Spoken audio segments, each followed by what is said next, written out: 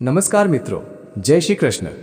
આજે હું તમને એક એવી વાત જણાવવા જઈ રહ્યો છું જે કદાચ સાંભળવામાં ખૂબ સરળ લાગે, પરંતુ જો તમે તેને તમારા જીવનમાં અપનાવી લો તો તમારી જિંદગીમાં એવા બદલાવ આવી શકે છે કે તમે પોતે પણ આશ્ચર્યચકિત થઈ જશો। શું તમે ક્યારેય વિચાર્યું છે કે આપણા પૂર્વજો કેમ રોજ સવારે વહેલા ઉઠીને મંદિરે જતા હતા? શું માત્ર ભગવાનને નમસ્કાર કરવા માટે, કે પછી તેની પાછળ કોઈ ખૂબ મોટું રહસ્ય છુપાયેલું છે? મિત્રો, સત્ય એ છે કે રોજ સવારે મંદિર જવાનું માત્ર એક ધાર્મિક કાર્ય નથી, પરંતુ એ આપણા જીવનને બદલવાની એક દિવ્ય શક્તિ છે। ઘણા લોકો કહે છે કે આજના સમયમાં લોકો પાસે સમય નથી, જીવન બહુ વ્યસ્ત છે, કામનો ભાર છે। પરંતુ એક સવાલ તમે તમારા મનને જરૂર પૂછજો, શું આપણે ખરેખર એટલા વ્યસ્ત છીએ કે ભગવાનને 5 મિનિટ પણ આપી શકતા નથી?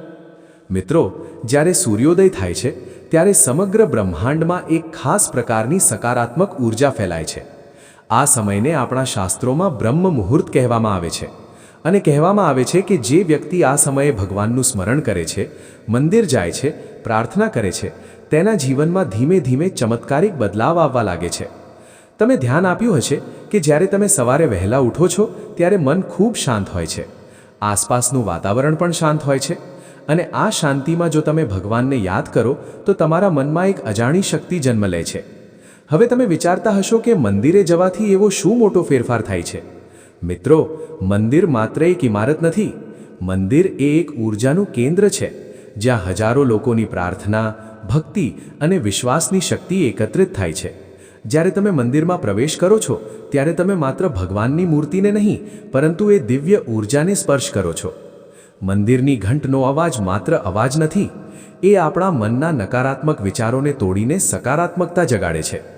આરતીનો પ્રકાશ માત્ર દીવો નથી, એ આપણું અંદરનું અંધકાર દૂર કરવાની પ્રેરણા છે। મિત્રો, ઘણા મહાન સંતોએ કહ્યું છે કે જો કોઈ વ્યક્તિ પોતાના દિવસની શરૂઆત ભગવાનના દર્શનથી કરે છે તો આખો દિવસ ભગવાન તેની સાથે ચાલે છે। તમે કદાચ આ વાતને એક ધાર્મિક માન્યતા માનો, પરંતુ તેના પાછળ એક ઊંડું સત્ય છે। જ્યારે તમે સવારે મંદિરે જાઓ છો ત્યારે તમારા મનમાં એક સંકલ્પ જન્મે છે। તમે ભગવાન સામે ઊભા રહીને તમારા મનની વાત કરો છો, તમારી મુશ્કેલીઓ કહો છો, અને જ્યારે તમે પાછા ફરતા હો ત્યારે તમને અંદરથી લાગે છે કે કોઈ શક્તિ તમને સહારો આપી રહી છે। આ વિશ્વાસ જ જીવનમાં મોટી શક્તિ બની જાય છે। ઘણા લોકો જીવનમાં તણાવ, ચિંતા અને ભયથી ઘેરાયેલા હોય છે, પરંતુ જે લોકો રોજ ભગવાનને યાદ કરે છે, મંદિરે જાય છે, પ્રાર્થના કરે છે, તેઓ ધીમે ધીમે અંદરથી મજબૂત બનવા લાગે છે। મિત્રો, એક નાની વાત હું તમને પૂછું, જ્યારે કોઈ બાળક ડરી જાય છે ત્યારે તે કોની પાસે દોડે છે? પોતાના માતા પિતાની પાસે, કારણ કે તેને વિશ્વાસ હોય છે કે મારા માતા પિતા મને બચાવી લેશે। એ જ રીતે જ્યારે આપણે ભગવાન પાસે જઈએ છીએ ત્યારે આપણું મન પણ શાંત થઈ જાય છે, કારણ કે અંદરથી લાગે છે કે કોઈ દિવ્ય શક્તિ આપણું રક્ષણ કરી રહી છે। હવે હું તમને એક નાની ઘટના જણાવું। એક ગામમાં એક વૃદ્ધ માણસ રહેતો હતો। તે ગરીબ હતો, તેની પાસે વધારે સંપત્તિ નહોતી, પરંતુ તેની એક આદત હતી। તે રોજ સવારે 4 વાગે ઉઠતો અને ગામના નાના મંદિરે જઈને ભગવાનને નમસ્કાર કરતો। ગામના ઘણા લોકો તેને જોઈને હસતા। તેઓ કહેતા કે તારા પાસે તો કંઈ નથી, ભગવાન તને શું આપશે? પરંતુ તે વૃદ્ધ માત્ર સ્મિત કરતો અને રોજ મંદિરે જતો। વર્ષો સુધી તેણે આ આદત ચાલુ રાખી। એક દિવસ ગામમાં એક મોટું સંકટ આવ્યું। વરસાદ ન પડ્યો, પાક બગડી ગયો, લોકો મુશ્કેલીમાં આવી ગયા। પરંતુ આશ્ચર્યની વાત એ હતી કે તે વૃદ્ધ માણસ હંમેશા શાંત રહેતો। જ્યારે લોકો તેને પૂછતા કે તું ચિંતા કેમ નથી કરતો, ત્યારે તે કહેતો, હું રોજ સવારે ભગવાન પાસે જઈને મારી ચિંતા તેમને સોંપી દઉં છું।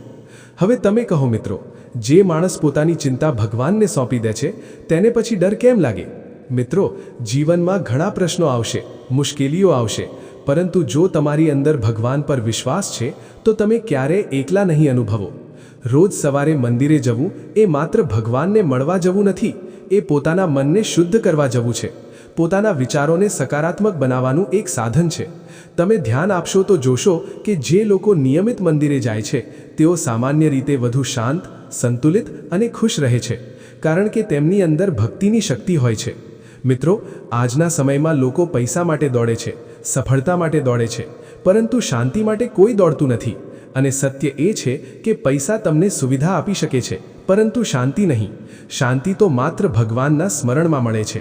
જ્યારે તમે સવારે મંદિરે જઈને ભગવાનને નમસ્કાર કરો છો ત્યારે તમે તમારા અહંકારને નમાવો છો. તમે સ્વીકારો છો કે આ સમગ્ર બ્રહ્માંડમાં એક મહાન શક્તિ છે, અને જ્યારે માણસ આ સત્યને સ્વીકારી લે છે ત્યારે તેના જીવનમાં નમ્રતા આવે છે, અને નમ્રતા જ સાચી મહાનતા છે. મિત્રો, એક દિવસ એવો આવશે જ્યારે પૈસા, પ્રતિષ્ઠા અને નામ બધું અહીં જ રહી જશે, પરંતુ તમારા સારા કર્મ અને તમારી ભક્તિ જ તમારા સાથે રહેશે. એટલા માટે જો તમે ખરેખર તમારા જીવનને સુખી બનાવવું હોય તો આજથી એક નાનો નિર્ણય લો.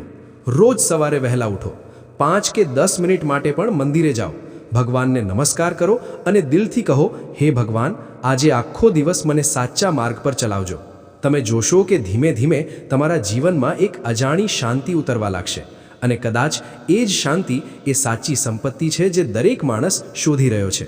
મિત્રો, જ્યાંથી આપણે વાત શરૂ કરી હતી ત્યાંથી આગળ વધીએ. રોજ સવારે મંદિરે જવાનું મહત્ત્વ માત્ર એક ધાર્મિક પરંપરા નથી, પરંતુ એ આપણા જીવનની દિશા બદલવાની એક ગુપ્ત ચાવી છે. ઘણા લોકો પૂછે છે કે જો ભગવાન દરેક જગ્યાએ છે તો મંદિરે જવાની જરૂર શું છે? મિત્રો, આ પ્રશ્ન સાંભળવામાં ખૂબ તર્કસંગત લાગે છે, પરંતુ તેનો જવાબ ખૂબ ઊંડો છે.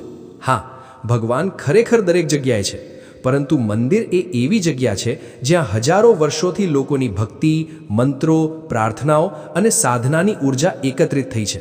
તમે તેને એક આધ્યાત્મિક શક્તિ કેન્દ્ર કહી શકો. જેમ મોબાઈલને ચાર્જ કરવા માટે આપણે ચાર્જર પાસે જવું પડે છે, એ જ રીતે આત્માને ચાર્જ કરવા માટે મંદિર જેવી પવિત્ર જગ્યાએ જવું જરૂરી બને છે. જ્યારે તમે મંદિરમાં પ્રવેશ કરો છો ત્યારે તમે ધ્યાન આપ્યું હશે કે અંદર જતાં જ મન થોડું શાંત થઈ જાય છે, કારણ કે મંદિરનું વાતાવરણ જ એવું બનાવવામાં આવ્યું છે કે મનમાં ભક્તિ અને શાંતિ ઉત્પન્ન થાય. મંદિરના ગર્ભગૃહની રચના, ઘંટનો અવાજ, મંત્રોના સ્પંદન, આ બધું મળીને એક એવી ઊર્જા બનાવે છે જે મનને અંદરથી સ્પર્શ કરે છે. મિત્રો, આપણા પ્રાચીન ઋષિઓએ મંદિરને માત્ર પ્રાર્થનાની જગ્યા તરીકે નહીં, પરંતુ માનસિક અને આધ્યાત્મિક શક્તિ મેળવવાની જગ્યા તરીકે રચ્યું હતું. હવે કલ્પના કરો કે જો કોઈ વ્યક્તિ રોજ સવારે આવી પવિત્ર ઊર્જા સાથે દિવસની શરૂઆત કરે તો તેના જીવનમાં કેટલો મોટો ફેરફાર આવી શકે. ઘણા લોકો જીવનમાં નસીબને દોષ આપે છે. તેઓ કહે છે કે મારી કિસ્મત ખરાબ છે, મને સફળતા મળતી નથી. પરંતુ એક સવાલ પૂછો, શું તમે રોજ ભગવાનને યાદ કરો છો? શું તમે રોજ તમારા મનને સકારાત્મક બનાવવાનો પ્રયત્ન કરો છો? મિત્રો, સફળતા માત્ર મહેનતથી નથી મળતી. સફળતા માટે મનની શક્તિ પણ જરૂરી છે, અને આ મનની શક્તિ ભક્તિથી મળે છે. જ્યારે તમે રોજ સવારે મંદિરે જાઓ છો ત્યારે તમે માત્ર ભગવાનને નમસ્કાર કરતા નથી, પરંતુ તમે તમારા મનને પણ એક સંદેશ આપો છો કે આજે હું સકારાત્મક રીતે જીવવાનો છું, આજે હું કોઈને દુઃખ નહીં પહોંચાડું, આજે હું સારા વિચારો રાખીશ. અને ધીમે ધીમે આ વિચાર તમારા સ્વભાવનો ભાગ બની જાય છે. મિત્રો, ઘણા મહાન લોકોના જીવનનો અભ્યાસ કરો તો તમને ખબર પડશે કે તેઓમાં આધ્યાત્મિકતા જરૂર હતી. તેઓ ભગવાન પર વિશ્વાસ રાખતા હતા, કારણ કે તેમને ખબર હતી કે માનવી માત્ર પોતાના બળથી બધું હાંસલ કરી શકતો નથી.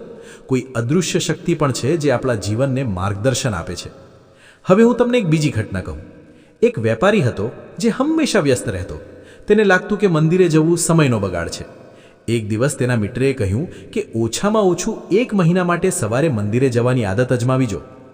શરૂઆતમાં વેપારીને અજીબ લાગ્યું, પરંતુ તેણે વિચાર્યું કે ચાલો પ્રયત્ન કરીએ. તે રોજ સવારે મંદિરે જવા લાગ્યો. થોડા દિવસ પછી તેણે ધ્યાન આપ્યું કે તેનો ગુસ્સો ઓછો થઈ રહ્યો છે, મન વધુ શાંત થઈ રહ્યું છે અને કામમાં ધ્યાન વધુ લાગી રહ્યું છે.